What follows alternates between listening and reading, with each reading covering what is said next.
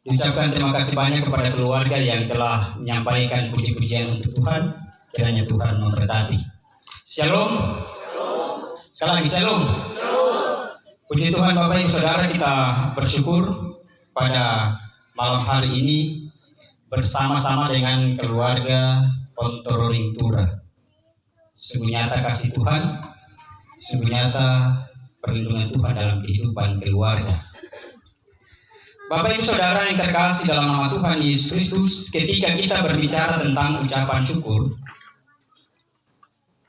ketika kita diperhadapkan dengan kenyataan hidup, itu terkadang mengucap syukur itu agak sulit untuk kita lakukan. Mudah diucapkan, tapi sulit untuk dilakukan. Nah, saya ingat waktu ibadah syukur sama Alu, saya tanya, kira-kira kalau Bapak Ibu dikasih uang 5.000 dengan dikasih uang 5 juta, mana yang membuat Bapak Ibu Saudara bahagia atau bersyukur? 5.000 atau 5 juta? 5 juta. Dikasih uang 5.000, biasa-biasa saja. Kalau dikasih 5 juta pasti, ini berapa karung kopra ini.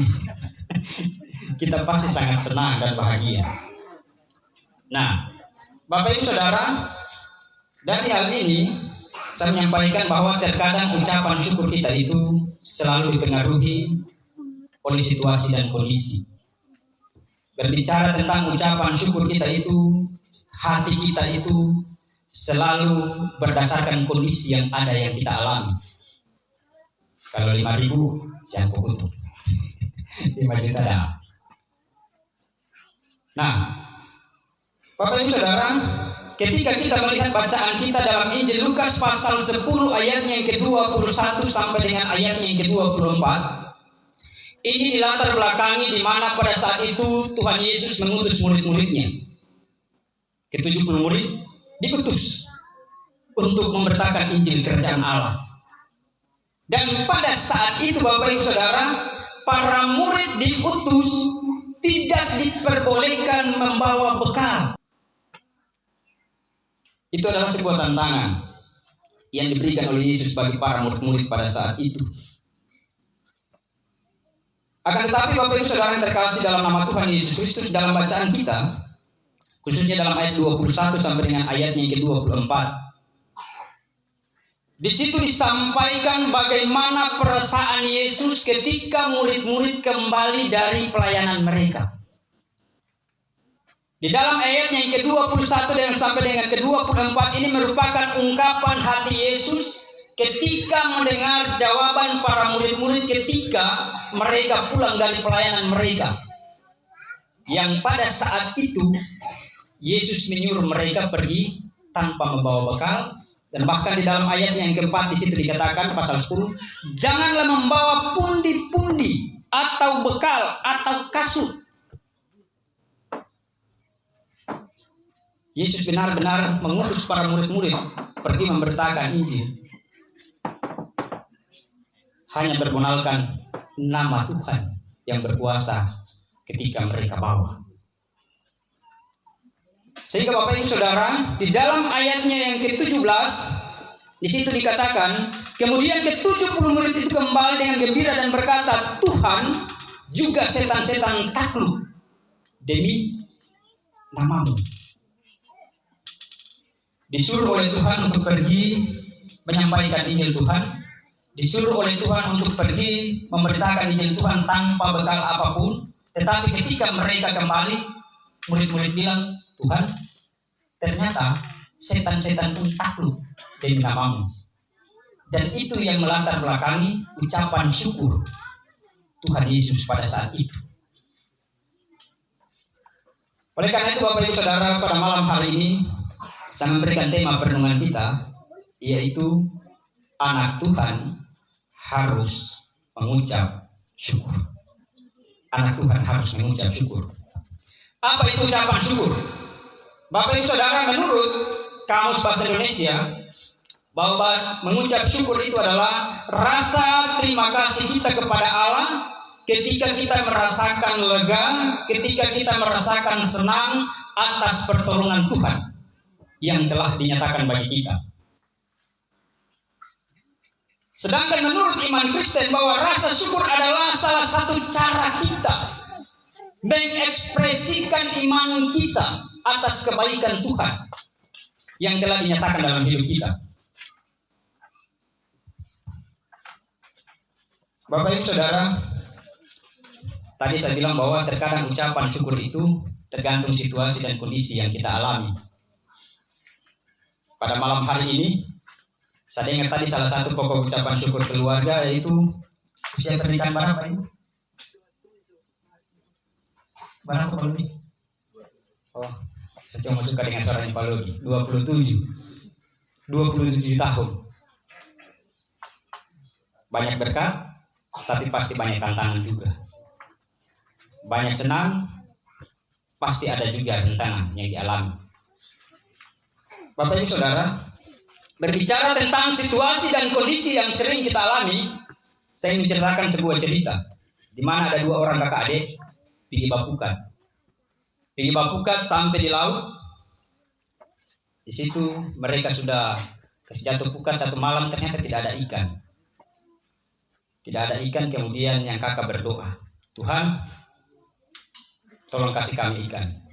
Kemudian dia kasih lagi, jatuh lagi dia punya pukat, dia dapat ikan banyak. Dapat ikan banyak, sambil mulai dia rasa dapat ikan banyak, dia bilang, Tuhan, kalau memang kami dapat ini ikan, saya bawa di gereja untuk dipersembahkan kepada Tuhan. Kemudian sudah mulai naik di perahu, DP adik mulai protes. Kakak ini langsung dibawa di gereja semua, terus mau makan apa sebentar? Terus mau makan apa? Nah, kemudian karena sudah terlanjur diungkapkan, tiba-tiba DP kakak bilang, oh, santai saja, saya cuma tipu-tipu Tuhan saja.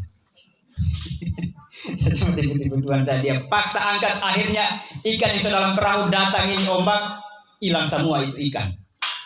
Hilang semua itu ikan, mereka pun dibawa oleh ombak, tinggal naik pecahannya ini perahu sampai di pantai. Kemudian mereka sampai di rumah mereka, ternyata masih ikut juga ini persoalan mereka menipu Tuhan ini. Ungkapannya tersebut, sampai di rumah ternyata angin puting beliung datang. Puting beliung datang, habis rumahnya mereka. Ditiup oleh angin, rubuh semua. Kemudian si kakak bilang, Tuhan, persoalan di lautnya bawa di darat, kasihan.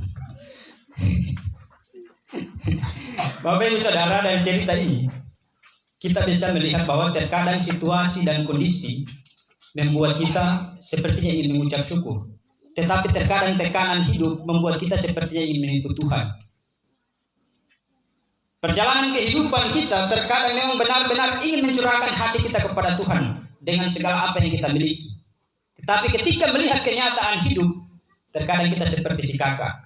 Mungkin kita tidak sampaikan, saya menipu Tuhan, tidak. Tapi dalam tindakan kita terkadang seperti itu. Oleh karena itu Bapak Ibu Saudara, berbicara tentang anak Tuhan harus mengucap syukur. Apa alasannya anak Tuhan harus mengucap syukur?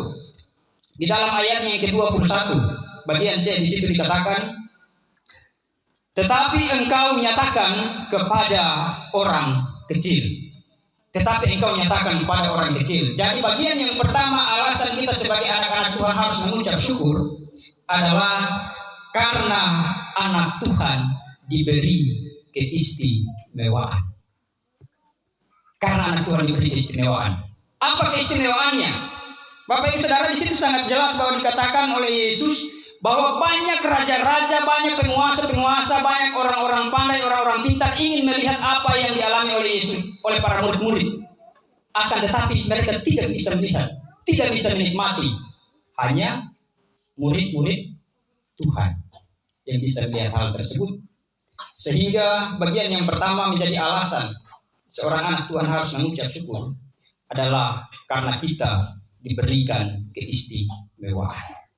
Untuk apa?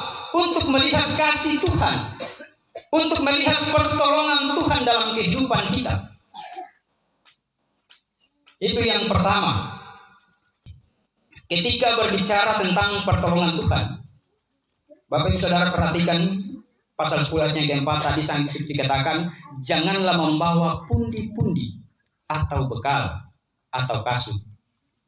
Ini merupakan sebuah perintah yang disampaikan oleh Yesus, ingin mengajar murid-muridnya taat, beriman, dan hanya mengandalkan kuasa Tuhan. Berbicara tentang kuasa Tuhan, kita juga terkadang diperhadapkan dengan kenyataan hidup yang sepertinya kita tidak ingin, bukan tidak ingin, tetapi kepercayaan atau keimanan kita itu terkadang membuat kenyataan hidup itu sepertinya kita sulit untuk percayakan kuasa Tuhan. Ada seorang anak kecil yang membaca Alkitab. Anak kecil mungkin kelas 3 SD, dia baca Alkitab, dia renungkan, tiba-tiba dia berteriak, haleluya, puji Tuhan. Tiba-tiba datang ini anak muda. Dan dia bilang, kenapa adik? Luar biasa. Ternyata Musa membawa bangsa Israel itu menyeberang laut Teberau dan mereka bisa sampai ke seberang atas pertolongan Tuhan. Kemudian si pemuda ini menjawab, adik, itu sekarang sudah bisa dijelaskan dengan masuk di akal kalau tentang itu Alkitab itu. Itu zaman dulu itu laut Teberau tidak dalam yang macam mana bayangkan itu, paling cuma 20 cm, dia bilang. Cuma 20 cm itu bisa dilewati oleh Musa dan bangsa Israel.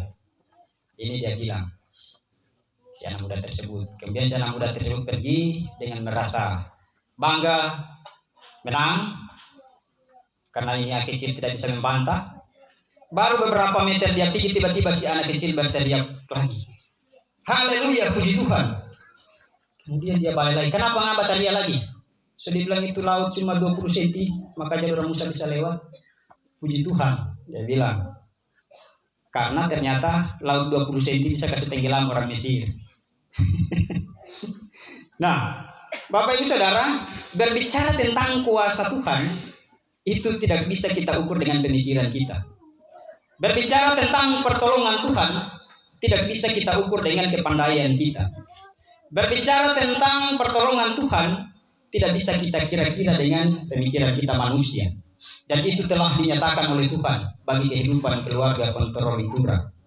Sehingga pada malam hari ini terciptalah ibadah ucapan syukur. Amin. Tuhan berkati kita semua melalui perenungan firman-Nya.